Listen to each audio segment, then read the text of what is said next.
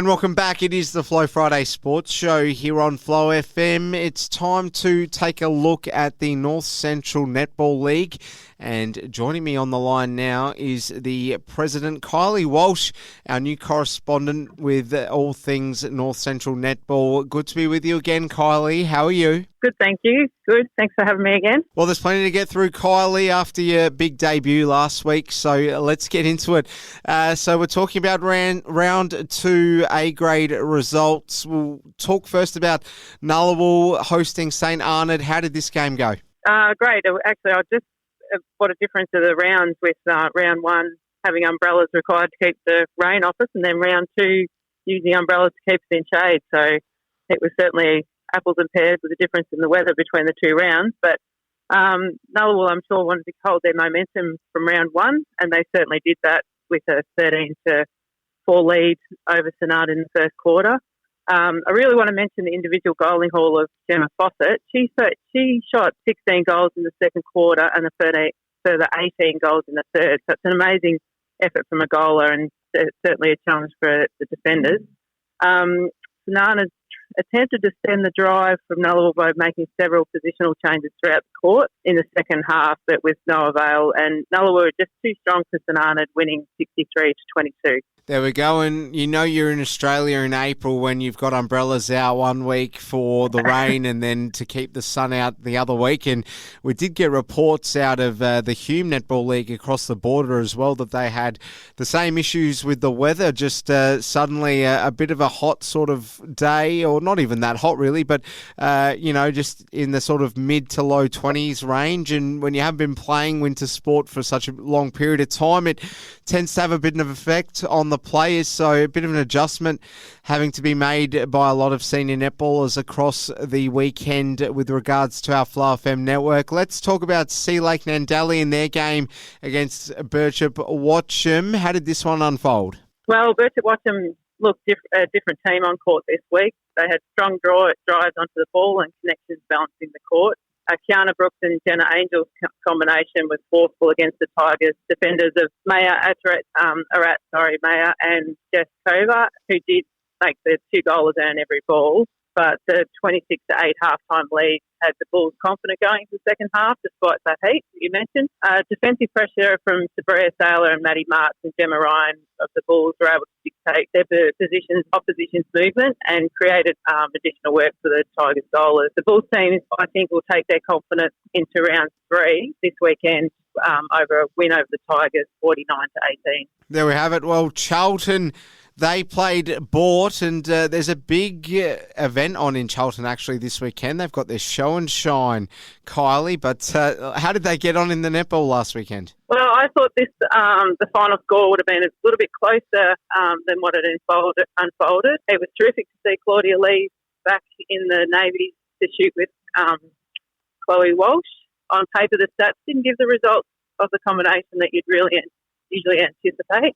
But I'm guessing that's the credit to the strong defence of Grace Hosking and Roxy Train, limiting the goal of freedom in the circle, and also Sophie Perriman hunting off the circle edge.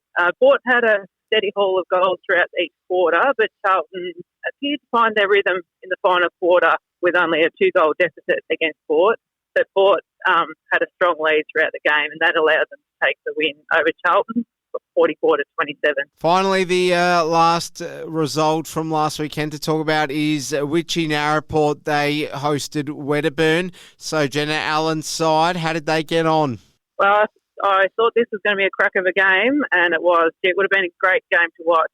Each club was wanting to prove their force on the court. Witchy proved Narraport were wanting to test some of their new combinations at a high standing so early in the season. Wedderburn were able to keep a 5-goal buffer at each break to keep Witchproof Narraport at arm's length, but they brought Emily Johnson on into the goals combined with Nikita Nunn for the Demons, and that seemed to shift the game's momentum into the favour of the Demons with a 17-10 goal difference in the final quarter. I'm told the final quarter had all supporters on their edge of their seats with the game going down to the wire for goal score line between the two clubs, but Wedderburn seemed to capitalise on a couple of vital turnovers and took the lead at the final whistle with a 44-41 win over the Demons. So what a game it would have been. Yeah, game of the round, as we said it would be. Donald had the bye. Let's talk about this weekend's games. So, Kylie, we're starting off with St Arnaud. They host Sea Lake Nandali. Who's your tip? I think this will be a good confidence booster for both clubs this game. Each of them trying to go for their first win of the season. I feel that Sea Lake Nandali Tigers will hold a better consistency across the game and get their first win of the season over the Saints. There we have it. Birchip Watcham, they will host Charlton. This will be a pretty tasty one, you'd think, Kylie? It will. The ins and outs of both clubs may impact the outcome of the game, but I feel Birchip Watcham's connections down the court from last week around the ring could be the key against Charlton. So I think the Bulls will come away with a win on that one, but it will be a good game. Port hosting Witchy Narraport. For me, this is a game that will see Witchy Narraport go in as favourites. Is that fair? I think so. I think it'll be a really tough game physically between the two clubs. It's going to be interesting to see how Witchy Narraport will regroup post their game last week, which probably felt like a final with the weather and how close it was. But I actually feel like the Magpies, with their past two wins, they might tip the Demons at the post and come away the 4 points. So I'm actually going to tip Port this week. Well, we'll see what happens. Interesting stuff indeed. Wedderburn in the final game, they host Donald. So Donald coming off the bye week, will that do them a disservice? I don't think it's a disservice. I think it'll be interesting between the two teams.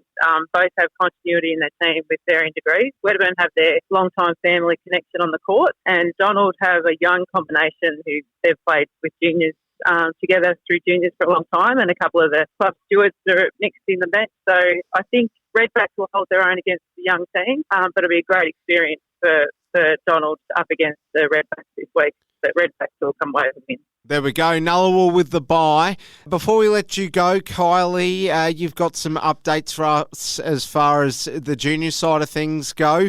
The floor's yours for any other updates that you've got for our listeners. Thank you. I just want to mention that we've got an unofficial competition running alongside our official grade this season. It's just due to two clubs within our association able to fill a 17 under B team. I'd like to thank and acknowledge the two clubs and the group of passionate adults that are in the background with their diligence of trying to get their best effort out of a difficult situation this season. St Arnaud and Birchip Watcham were the only two clubs out of 9 that were able to fill a 17 under B team this season.